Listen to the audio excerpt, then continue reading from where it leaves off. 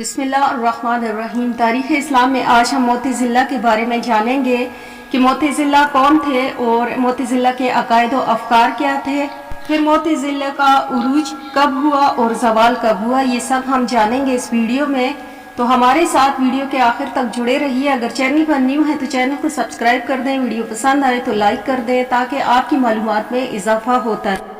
جب اسلام عرب کی سرزمین سے نکل کر اہل عجم میں پھیلا اور اس کے ساتھ یونانی فلسفہ اور منطق کی ترویج ہوئی تو مختلف مذہبی عقائد و مسائل زیر بحث آنے لگے اور فلسفانہ مشکافیوں کا آغاز ہوا۔ شروع میں جبر و قدر کا مسئلہ علمی مباحث کا سب سے اہم موضوع رہا۔ اموی دور کے آخری حصے میں فرقہ معتزلہ کی ابتدا ہوئی۔ یہ لوگ دینی عقائد کو عقل کی کسوٹی پر پرکھتے تھے اور مذہب فلسفے میں مطابقت پیدا کرنے کے قائل تھے۔ انہوں نے بہت سے اختلافی مسائل میں روایتی نقطۂ نگاہ سے انحراف کرتے ہوئے اپنا الگ مسلک قائم کیا۔ فرقہ معتزلہ کا بانی واصل بن عطا امام حسن بصری کا شاگرد تھا۔ ایک دن امام حسن بصری کے سامنے ایک مسئلہ پیش ہوا کہ جو شخص گناہ کبیرہ کا مرتکب ہو آیا وہ کافر ہے یا مسلمان؟ واصل نے اس کا جواب دیا کہ وہ نہ تو کافر ہے اور نہ مسلمان، بلکہ وہ ان دونوں کے درمیان درجے میں ہے۔ اس کے بعد واصل نے مسجد کے کونے میں الگ بیٹھ کر اپنے نقطۂ نگاہ کی تشریح شروع کر دی۔ اس طرح الگ بیٹھ جانے پر امام حسن بصری نے کہا کہ اعتزل عنا، وہ ہم سے جدا ہو گئے۔ اس فکرے سے واصل کے فرقے کا نام معتزلہ الگ ہونے والا پڑ گیا۔ اس فرقے کے پیرو اپنے آپ کو اہل العدل و توحید کہتے تھے۔ پھر ہم بات کریں گے معتزلہ کے عقائد کیا ہیں۔ تو واصل بن عطا اور اس کے ساتھی عمرو بن عبید نے یونانی فلسفے کے زیر اثر رفتہ رفتہ بہت سے نئے عقائد وضع کیے اور اپنے بہت سے حامی بنا کر ایک فرقے کی شکل اختیار کی۔ یہ وہ زمانہ تھا جب یونانی منطق کے زور سے اسلام کے عقائد و نظریات پر شدید تنقید کی جا رہی تھی۔ معتزلہ بظاہر اسلام کے دفاع کے لیے کوشاں تھے، لیکن اس مقصد کے لیے انہوں نے اسلام کو اپنی عقل کے مطابق ڈھالنا شروع کر دیا۔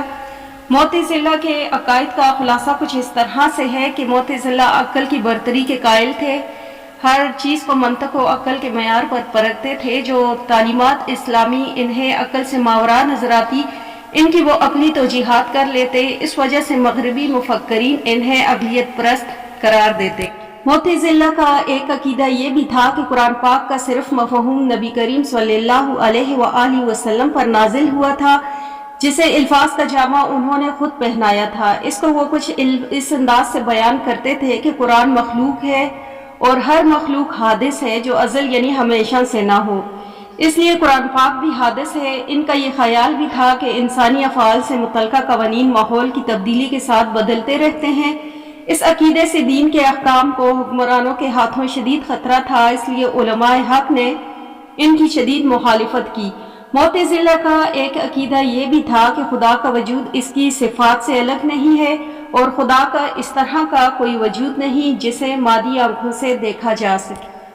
معتزلہ قیامت کے روز مروں کو جی اٹھنے کے بھی قائل نہ تھے۔ ان کے نزدیک قیامت کا تمام تر مفہوم مادی اجسام سے نہیں بلکہ روحانی احساسات سے متعلق تھا۔ خدا تعالیٰ کا ادراک بھی روحانی آنکھوں سے ہی ممکن تھا اور جزا و سزا بھی روحانی احساسات کی شکل میں ممکن تھے۔ معتزلہ تقدیر کے قائل نہ تھے۔ ان کا عقیدہ یہ تھا کہ انسان اپنے تمام افعال میں خود مختار ہے، اس وجہ سے اسے نیک کاموں کی جزا اور برے کاموں کی سزا ملے گی۔ وہ تقدیر کے تصور کو اللہ تعالیٰ کی صفت و عدل کے منافی خیال کرتے تھے۔ پھر ہم بات کریں گے معتزلہ کو عروج کب حاصل ہوا۔ تو معتزلہ کی بھرپور سرکاری سرپرستی کا دور مامون اور رشید کے عہد سے شروع ہوتا ہے۔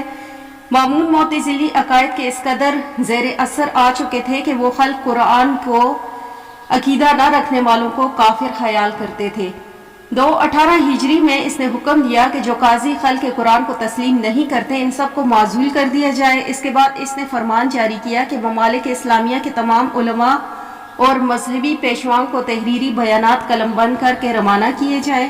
جب یہ بیانات مامون کی نظر سے گزرے تو ان میں سے اکثر نے خلق قرآن سے اختلاف کیا۔ اس پر مامون نے ان تمام لوگوں پر سختی کرنے کا حکم دیا اور کہا کہ جو لوگ اس عقیدے سے باز نہ آئے انہیں قید کر کے طرطوس جہاں وہ اس وقت مقیم تھا روانہ کیا جائے۔ اس وقت ان کی نابغہ روزگار شخصیت امام احمد بن حنبل اور محمد بن نوح रहमतुल्लाह अलैह को पाए जंजीर बगदाद रवाना किया गया। मोहम्मद बिन नूह रास्ते में ही वफात पा गए, जबकि अहमद बिन हंबल रहमतुल्लाह अलैह के बगदाद पहुंचने से पहले खुद मामून का इंतकाल हो गया। मरते हुए वो अपने जानशीन मुअतसिम बिल्लाह को इमाम अहमद बिन हंबल पर सख्ती की वसीयत करता गया।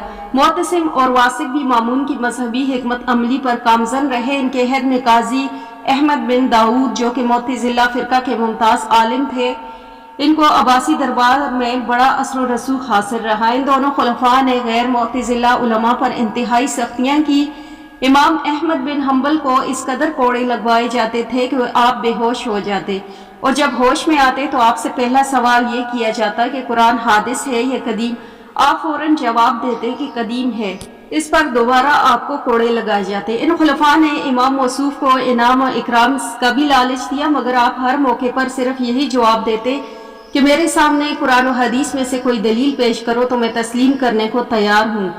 फिर हम बात करेंगे मुअतज़िला का ज़वाल कब हुआ। तो इमाम अहमद बिन हंबल रहमतुल्लाह अलैह की बेपनाह कुर्बानी बला आखिर बाबर आई। खलीफा मुतवक्किल ने बरसरे इक़्तिदार आते ही हुकूमत की पॉलिसियों को बदल दिया।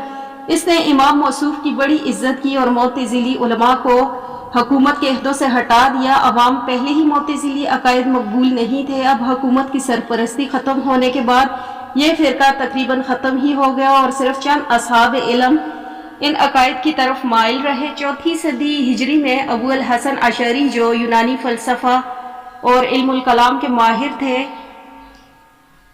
उन्होंने मुअतज़िला को अपना हथियार यानी मंतकी इस्तदलाल निहायत कामयाबी के साथ मुअतज़िला ही के खिलाफ इस्तेमाल किया और इस तरह इस फिरके के अपने ही हथियारों से मुकाबला करके इसे बिल्कुल ख़त्म कर दिया।